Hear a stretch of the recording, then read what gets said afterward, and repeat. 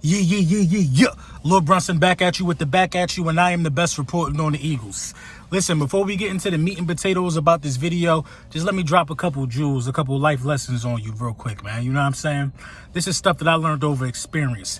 Number one, the first jewel is this. If you want somebody to trust you and you want somebody to take you serious, you can never lie to that person. You know what I mean? It could be the smallest lie. It could be the biggest lie. Once you get caught lying, you'll always be questioning your truth, man. You know what I'm saying? So work hard to build that trust with whoever it may be, significant other, friends, whatever, man. Work hard to build that trust and keep that trust, man. Now, let's move on, man. So, I've been looking at a couple videos. A lot of video makers been making videos. You know how it go in this YouTube sporting thing. It's this big misconception out here, man, with, some of the smaller YouTubers and some of the bigger, well, not even bigger YouTubers, some of the YouTubers that have been here for quite some time. Now, these guys that have been here for quite some time, they have a knack, and it really gets under my skin. It gets under my skin, and this when it comes across as jealousy to me. They have a knack to tell some of these YouTubers who are on a faster trajectory than, who are just going up faster than these guys. They have a knack for telling these guys that all they care about is numbers, and all they care about is monetization and this and that and the third. Listen, it don't cost nobody to watch a YouTube video. That's just the facts. So if your content gains enough traction to where Budweiser wants to pay YouTube to pay you to make videos via AdSense, then why wouldn't you do that? Don't let these guys persuade you into branding yourself and making yourself and just making something out of your content. You got to take yourself serious before anybody can take you serious. You never know. I'm predicting this right now. You know they call me Crystal Ball Brunson. I'm predicting this. Somebody from YouTube will make it on a platform like ESPN. I'm telling you. Whether it's Mark Holmes, whether it's Philly 500, whether it's Law Nation, whether it's Shango, somebody, whether it's EDP, somebody, Bad Dog. It's a lot of great guys out there. Somebody will be able to push this thing on another platform and be able to, tell the world about what we do here on YouTube. Because I'm a firm believer that ESPN and some of them guys watch. Some of my videos have been proof of that. You know what I'm saying? So I feel like, man, listen, man, nobody gonna take you serious if you don't take yourself serious. Don't let none of these guys con you and to have you thinking that you shouldn't be thinking highly of yourself. That's the biggest form of hate. Don't let nobody steer you down the wrong path, young YouTubers, man. Keep grinding, keep doing your thing. You know what I'm saying? All that make videos because you want to, man, don't listen to stuff like that, man. Make videos because you want to engage with your audience. Make videos because you want to be better than your last video. Don't stay in the same place.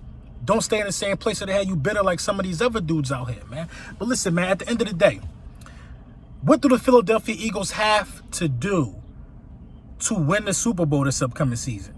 It's a lot. And there's some key players and there's some key guys on our roster that have to show and prove for that to happen. You know what I'm saying? The Philadelphia Eagles, the first player that comes to mind when you're talking about, we need to see immediate improvement out of, it's Sidney Jones. Listen, Sidney Jones was very, very good and very underrated down the stretch of last season. Sidney Jones was basically a shutdown corner.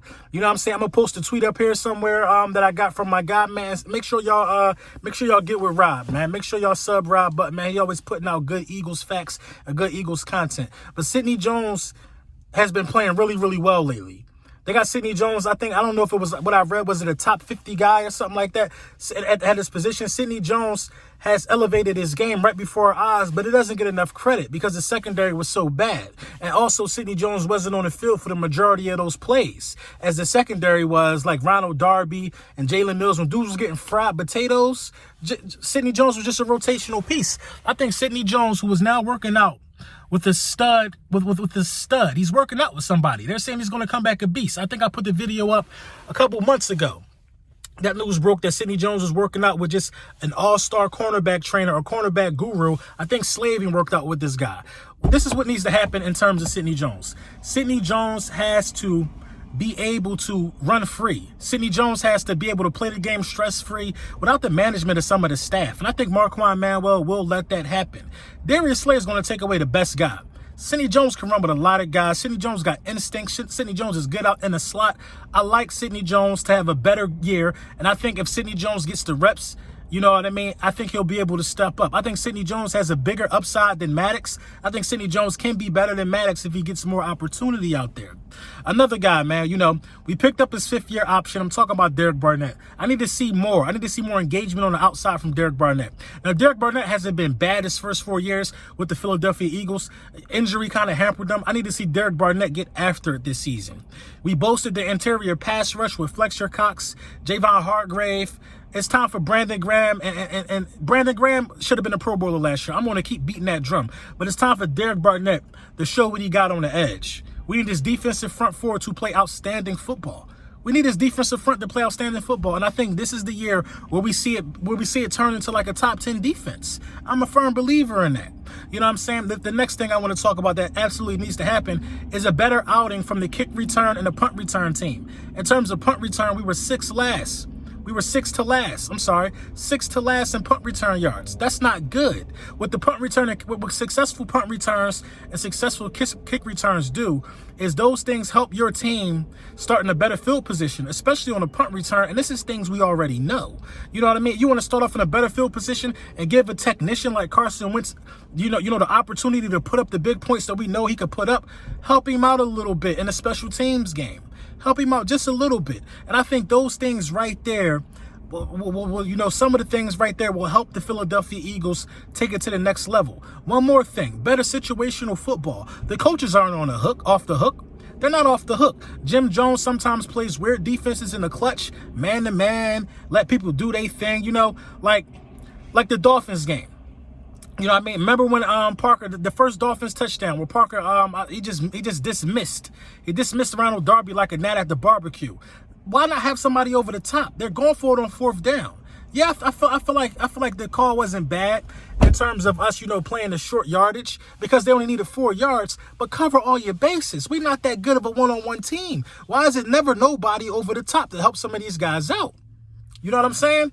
And you know, just Doug Peterson with some of the questionable play calls, but Doug Peterson has proved that he's more successful than not in calling big calls and big moments. Doug Peterson got the cojones to do it, so you know you can't really be mad there. But situational football does need to bolster up.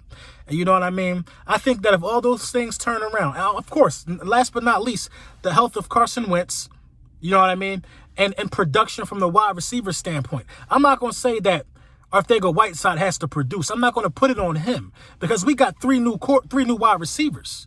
I'm not going to just solely put it on Arcega-Whiteside. Arcega-Whiteside knows what he has to do. The offense will look better with or without him. I hope he tries to join in this year. You know what I'm saying? But if we do all those things, I'm a firm believer that the Philadelphia Eagles have excellent odds of winning the division and excellent odds of going to the Super Bowl. I mean, when you put those things in place, added to the fact that your quarterback is already a world beater Carson Wentz is elite. I'm tired of going over the stats. I'm tired of beating a drum. You know what I mean? I know what Carson Wentz brings to the table. If you bring it all together full circle, Carson Wentz already has his mind in the game. And let's talk about Carson Wentz for a second. He had an interview today. I know everybody's buzzing about the interview. Carson Wentz absolutely killed that interview with confidence, with poise. He didn't point no fingers. He didn't say he was sidetracked. He's welcoming Jalen Hurts into this situation because I know what Carson Wentz ain't going to say. And I'm going to say it right here. Jalen Hurts don't have the arm talent to take the job away from Carson Wentz. Jalen Hurts will be learning from Carson Wentz, possibly moving on to another team. We've seen it happen. We've seen it happen. Carson Wentz is not worried. The only way Jalen Hurts will see the field is in some weird kooky package or if Carson Wentz goes down. You know, Carson Wentz took the man approach in that interview. Rather than point the finger at the GM and management, Carson Wentz said, well, they're bringing in other quarterbacks. I got to look myself in the mirror. He also said something else that stuck out to me. He said, I'm the most confident guy in the quarterback room at all times. That's a franchise quarterback. Let me know what you think in the comments.